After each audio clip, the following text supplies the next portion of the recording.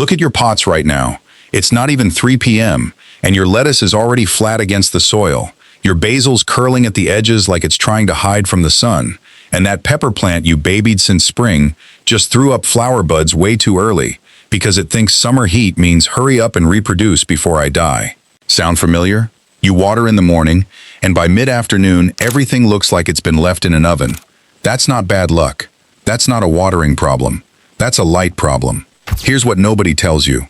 Shade isn't the consolation prize for gardeners without a sunny yard. In the middle of summer, shade is the thing that keeps your plants alive long enough to actually feed you. Full sun in July or August doesn't grow more food. It just cooks your roots, scorches your leaves, and pushes everything into early bolting. The gardeners getting insane harvests from tiny pots right now aren't fighting the sun. They're hiding from it, strategically, and it's working better than anything grown out in the open. So today I'm showing you 15 vegetables built for exactly this situation. There's one that will not bolt no matter how brutal the heat gets. It just keeps producing. There's another that only needs a few hours of soft morning light and actually sulks if you give it more. I've got one that produces more food specifically because it's shaded from that brutal afternoon scorch. The shade isn't limiting it, it's fueling it. And there's one perfect for a small pot that would otherwise overheat and cook its roots by noon. If your containers are struggling right now, this list is going to change how you think about summer growing completely. Stick around, because number 4 on this list is the one most gardeners give up on way too early. And it's actually the easiest win in this entire video. Number 15, shiso. The mistake most gardeners make is planting shiso in full sun because it looks like a large-leafed basil.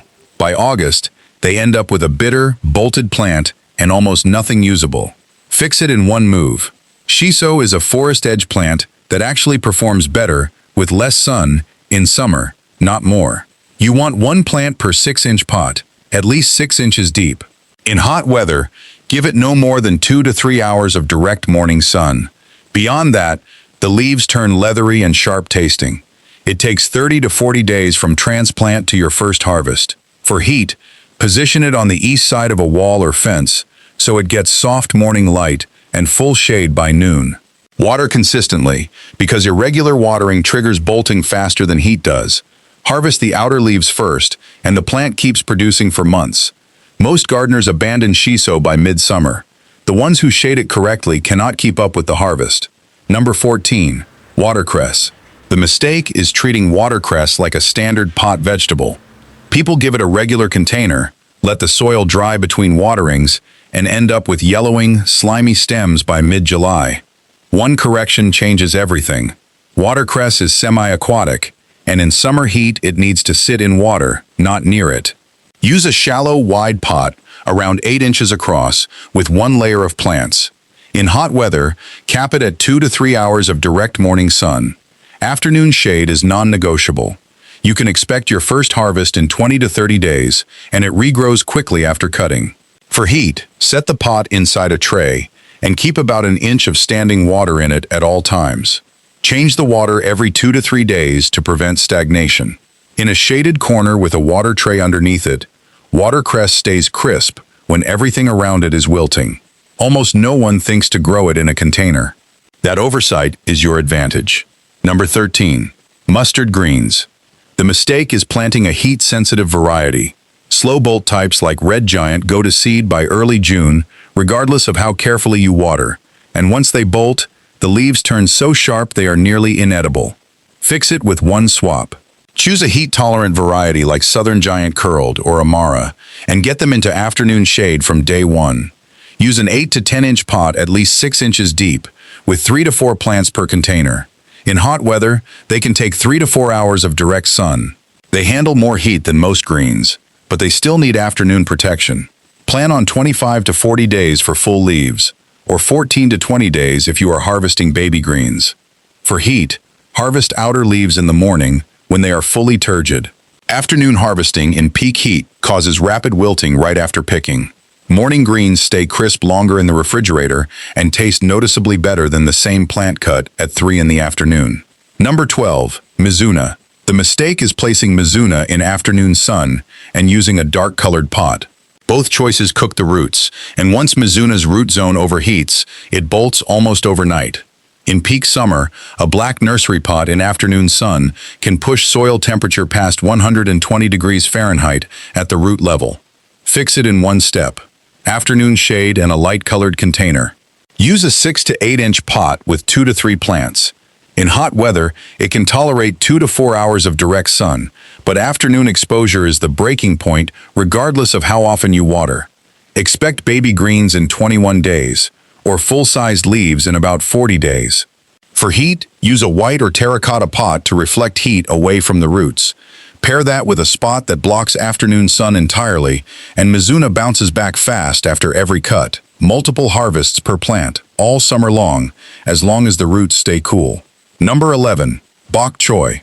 The mistake is planting a full-size variety and waiting 60 days for a head to form in summer heat. In that time, heat will push it to bolt long before harvest.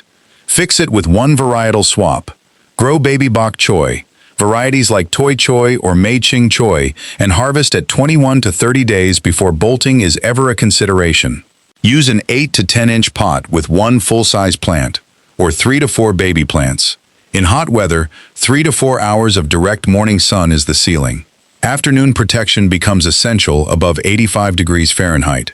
For heat, water in the evening instead of the morning.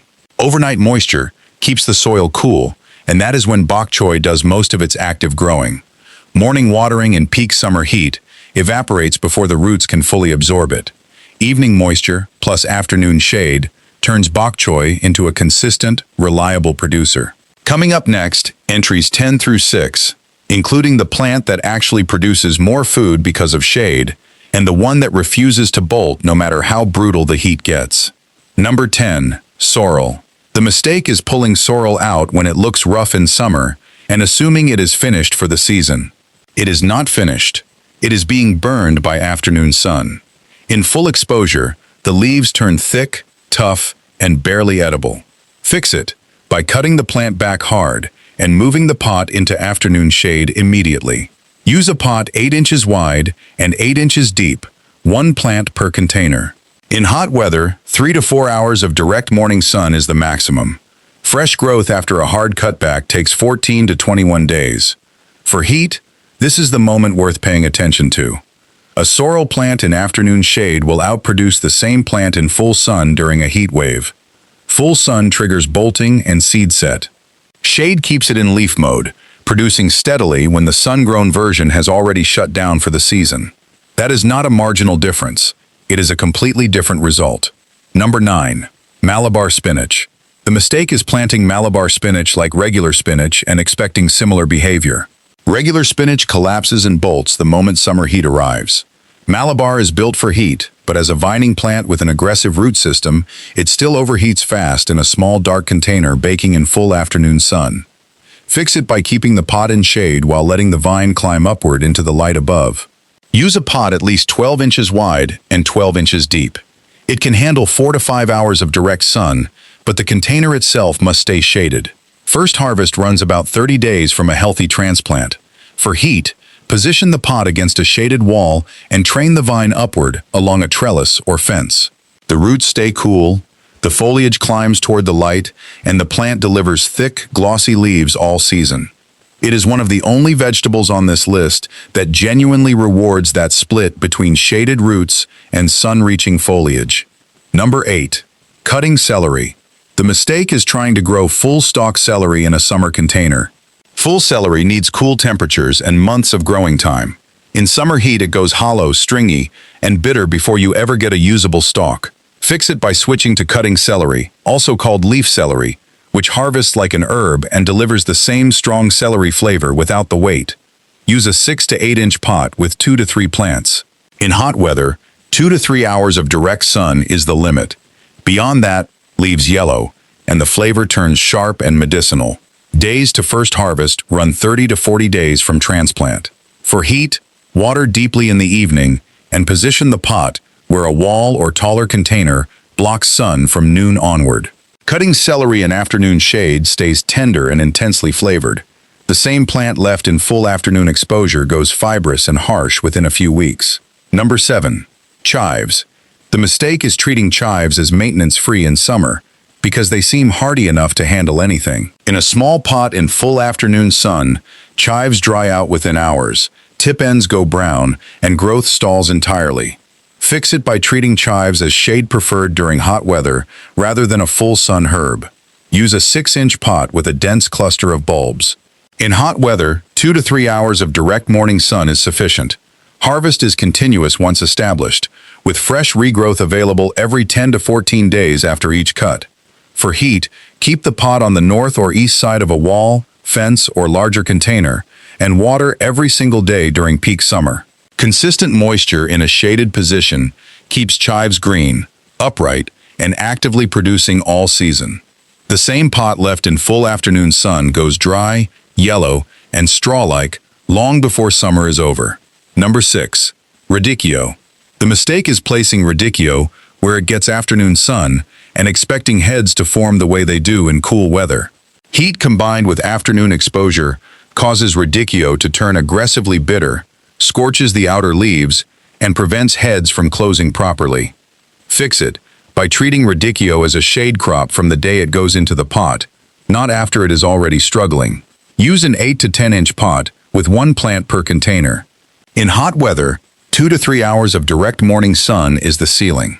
Outer leaves are harvestable from around 30 days, with a full head forming between 60 and 80 days. For heat, position the pot in deep afternoon shade and add a thin layer of mulch on the soil surface to hold moisture and keep the roots insulated. Radicchio grown this way forms tight, well-colored heads with bitterness that is sharp but balanced. The same variety in full summer sun produces leaves that are harsh all the way through with nothing behind them. The difference is not the plant, it is where you put it. Coming up, the top 5. These are the plants that do not just prefer shade during summer heat. They need it to give you anything worth eating at all. Number 5. Swiss chard. The mistake is growing Swiss chard in full summer sun and wondering why the leaves come out pale, washed out, and almost tasteless by August. In direct afternoon heat, those broad leaves absorb so much energy that the plant redirects everything into survival instead of growth. The stems, which should be vivid crimson, gold, or white depending on variety, go dull and limp by mid-afternoon, like wet paper left in the sun. Fix it by treating chard as a shade-assisted crop the moment temperatures push past 85.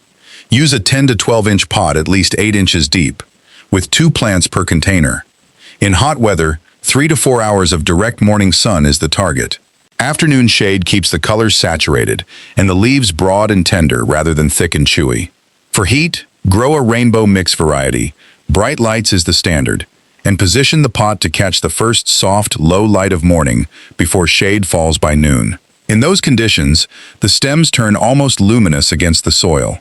The texture stays silky rather than fibrous, and where a full sun chard plant is shedding leaves by late July, a shaded one keeps stacking new growth week after week, with no signs of stopping. Number 4. Cilantro. The mistake is treating cilantro like a lost cause in summer. Most gardeners try it once in June, watch it bolt into wispy flower stalks within 2 weeks, and write it off entirely until fall. That is a completely solvable problem, and the fix is simpler than almost anything else on this list. Cilantro does not bolt primarily because of heat. It bolts because of light, specifically long days and intense afternoon exposure, signaling the plant to abandon leaves and rush towards seed. Cut the afternoon light, and bolting slows dramatically. Use a 6 to 8-inch pot and sow seeds directly rather than transplanting. Cilantro resents root disturbance, thinning to 4 to 6 plants per container. In hot weather, 2 to 3 hours of soft morning light is all it needs. Anything beyond that, and flower stalks appear within days regardless of how carefully you water. For heat, position the pot where it reaches full shade by 10 or 11 in the morning. Water deeply every day. In those conditions, cilantro holds in leaf mode 3 to 4 weeks longer than the same plant in open sun. The leaves come out broader, darker, and intensely fragrant, the kind that smells like it was cut straight from a market bunch, not clinging to life on a scorched patio. Number 3. Kale. The mistake is planting kale in summer and managing it the same way you would in October. Cool season instincts do not translate here. In full afternoon sun, Summer kale develops leaves that turn thick, waxy, and so fibrous they barely soften even after a long braise. The bitterness sharpens in a way that never rounds out, no matter how you cook it.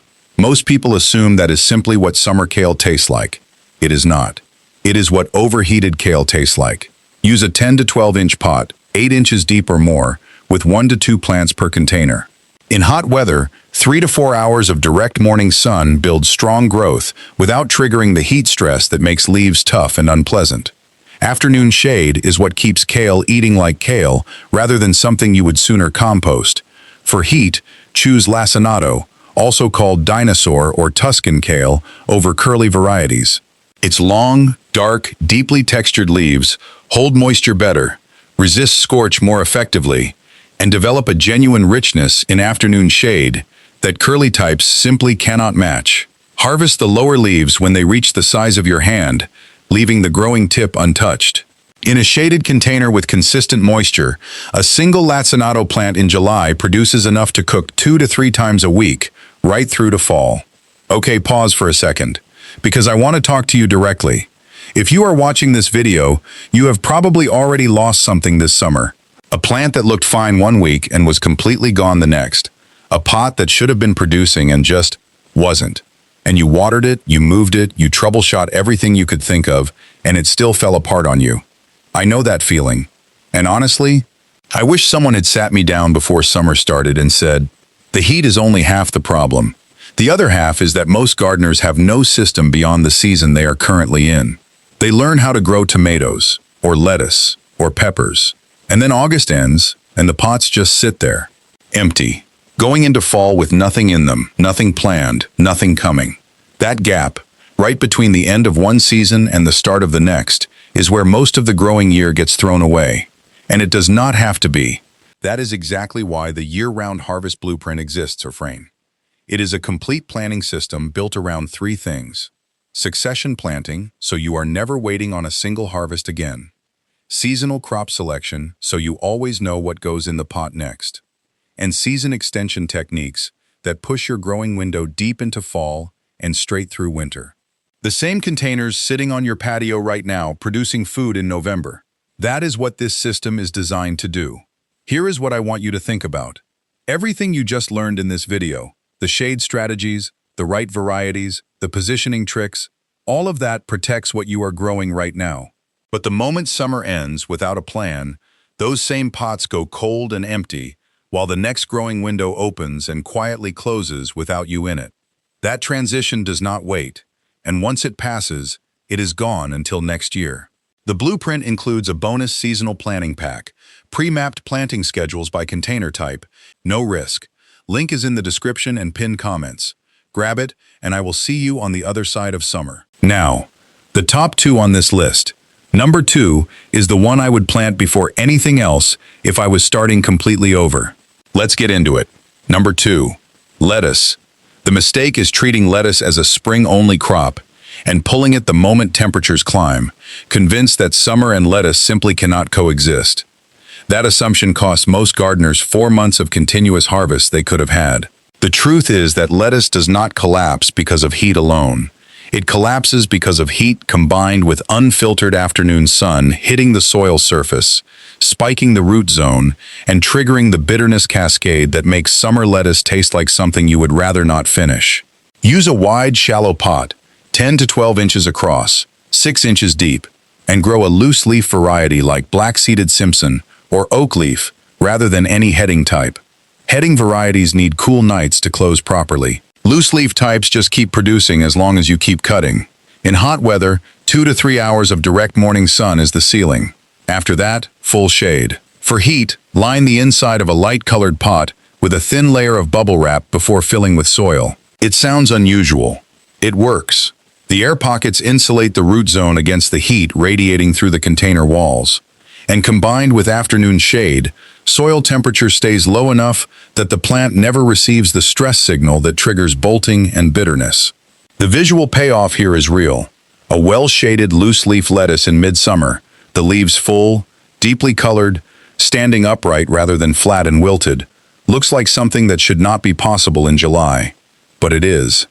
Cut the outer leaves every few days and leave the center growing. A single pot, managed this way, produces enough for a salad 2 to 3 times a week, all the way into September. Number 1. Mint.